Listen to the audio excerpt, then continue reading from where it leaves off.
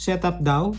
Top 5 news this week, May 3 to 9. Number 5, Pinoy social media is abuzz with the arrest of political operator Franco Mabanta. By now, you must have heard the story. Nung Martes ng hapon, May 5, nakipagkita siya sa Manila Pen sa Makati sa mga taong inakala niyang galing kay late Congressman Martin Romualdez. Nagkasundo umano sila na babayaran si Mabanta ng 300 million pesos para hindi ilabas ang isang purported corruption expose tungkol kay Romualdez, sabi ng NBI. 75 million pesos daw ang first tranche. Sinabi raw ni Mabanta na sa Valle Verde Country Club na lang sa Pasig iabot ang pera para walang makakita. Doon na inaresto si Mabanta at yung 4 pa niyang kasamahan. Nag-file pala kasi beforehand ng complaint for extortion si Romualdez at yung nangyaring bayaran ay isang entrapment operation. Ngayon, parang pickleball tong si Mabanta na kabi-kabilang ikinakaila ng mga dati niyang kliyente. Hindi raw siya friend ng mga Marcos, sabi ni Palace spokeswoman Claire Castro. Sabay labas ng mga litrato ni Mabanta kasama ang mga Duterte. Hindi, kampun daw siya ni BBM, sabi naman ng Duterte stalwart na si Harry Roque. Pare-pareho naman silang extensively photographed with Mabanta during their happier times. You know, there are lessons here for us common folk. Una, huwag basta-bastang maniniwala sa mga nagpepresentang journalist pero wala namang track record. Mabanta is the founder and CEO of Peanut Gallery Media Network, basically a vlog-type outlet that purveys political commentary. Kung totoong journalist siya, nasa na yung expose kuno na kinatakutan daw ni Romualdez? What's keeping Mabanta from releasing it if it is what could clear his name? Lesson number 2, there's an industry term for fake journos. ACDC. Kunwari, mag-uulat, pero naghihintay lang palang patahimikin ng salapi. Balat kayo. Bantay sa lakay. Mabanta should serve as a cautionary tale para sa mga yan. One thing worse than a corrupt politician is a turncoat who cashes in on the corruption. What goes around comes around. Number 4, dalawa pang naglalakihang properties ang natuklasang may koneksyon kay Congressman Martin Romualdez. This brings the number of such questionable property acquisitions to a total of 7. Itong latest na dalawa ay sa Leyte na baluarte niya. These are findings by Rappler's investigative reporters. Eto, we're delivering them to you, not to Valle Verde. One is the Tropics Hotel. Yan yung dating The Oriental Leyte na nag-rebrand in late 2024. The other is the Tacloban Golf and Country Club, incorporated in 2025 na by many indications appears to be a ruse to acquire the San Juanico Golf Course. We don't have the time to go into the details of the corporate structures and personages here. Read the reports via the QR codes that we'll show you later. But in a nutshell, yung mga kumpanyang may-ari nitong mga property na to ay sumulpot nung House Speaker si Romualdez, ergo at the height of his power. Yung mga incorporators, karamihan na incorporators din ng mga kumpanyang matagal ng pag-aari o may kaugnayan kay Romualdez o sa pamilya niya. Hindi man tahasang nakapangalan kay Martin Romualdez ang mga to, kahina-hinala ang bigla nilang pagsulpot at yung mismatch sa on-record na halaga nila versus yung limpak-limpak na halaga nung mismong properties. Sa bawat ulat, hiningi namin ang panig ni Romualdez through his lawyers for the sake of fairness. In some cases, dinenay nila na konektado sa kliyente nila yung properties. In other cases, hindi sinagot ang mga tanong namin. The other properties na tuklasan sa separate investigations ng Rappler, ng colleague namin na si Natasha Gutierrez, at pati na rin ng Office of the Ombudsman. Mga bahay sa Forbes Park, Makati, mansyon sa Soto Grande, Spain, mansyon sa Dover, Massachusetts, isang apartment sa New York City, at isang villa sa Amanpulo, Palawan. Okay, so lilinawin namin ha. These on their own are not proof of corruption. Pero legal experts say the pattern is characteristic of how people hide wealth that they don't want the public to know. Rappler continues to investigate. Sana suportahan nyo kami. Please follow the QR codes on your screen. Number 3, vindication. Pinawalang bisa ng Korte Suprema ang dismissal ni Overall Deputy Ombudsman Arthur Carandang noong panahon ng presidency ni Rodrigo Duterte. Yan si Duterte at the height of his power. Kaya niyang magtanggal sa pwesto ng isang opisyal mula sa Office of the Ombudsman na dapat ay isang independent constitutional body. Naglabas ng dismissal order ang Malacanang noong 2019 sa kabila ng isang 2014 Supreme Court ruling na hindi pwedeng disiplinahin ng mga presidente ang mga taga-Office of the Ombudsman.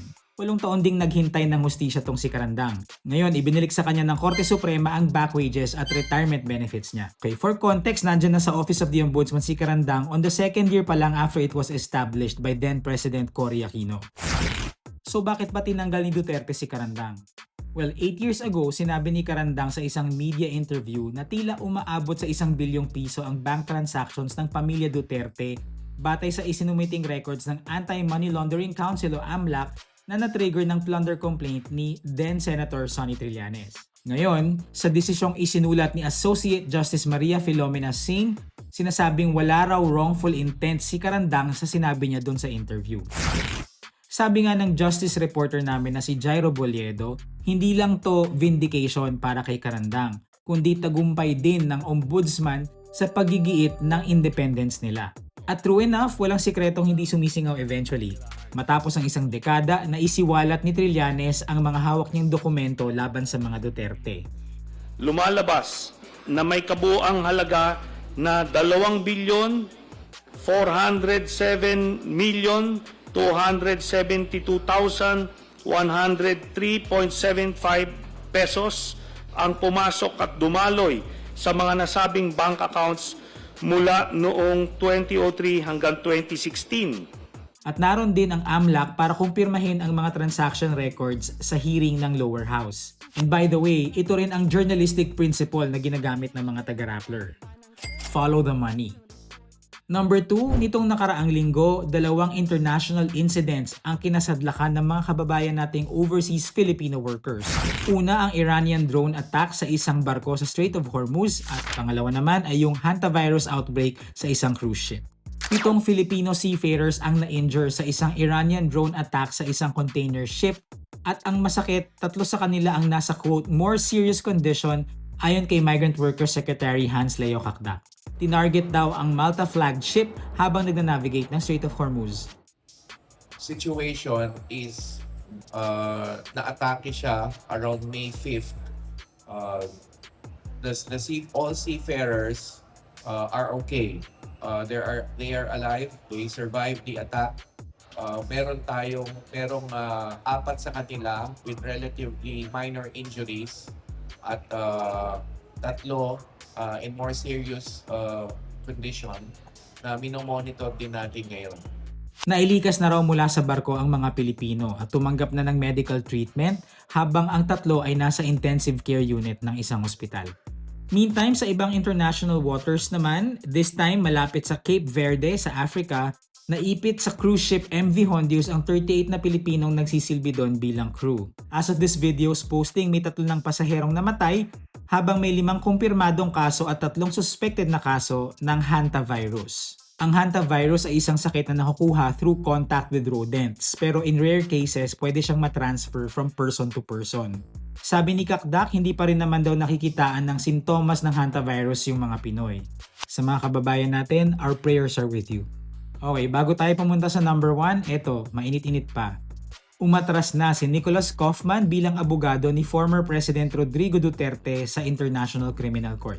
Sabi ni Kaufman sa korte, gusto na raw ni Duterte ng bagong abogado, kaya formal na siyang nagwi-withdraw sa kaso. Keep checking Rappler for updates. Alright, number 1, the unfortunate fate of the Senate Blue Ribbon Committee's investigation of flood control corruption.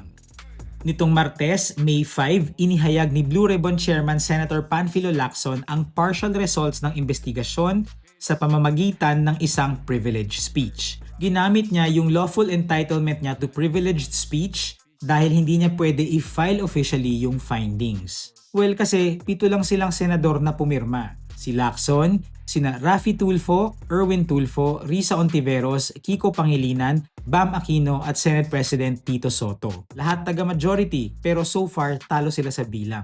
9 na pirma kasi ang minimum para maisumite yung committee report.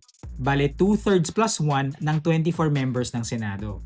So what does this say about the other senators na hindi pumirma? Lahat sila nagsasabing galit sila sa korupsyon. Importanteng detalye, 4 na senador ang itinuro ng mga testigo na tumanggap umano ng kickback. Si Cheese Escudero, Jinggoy Estrada, Joel Villanueva at Mark Villar. Isa sa major recommendations ng Blue Ribbon Committee report ay lubos nang tanggalin sa sistema ng national budget ang unprogrammed funds at iba pang anyo ng pork barrel.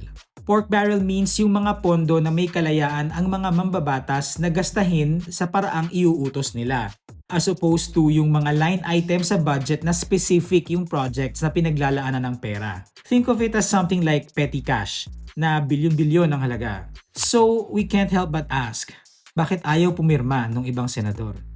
Alright, that's it. See you again next week.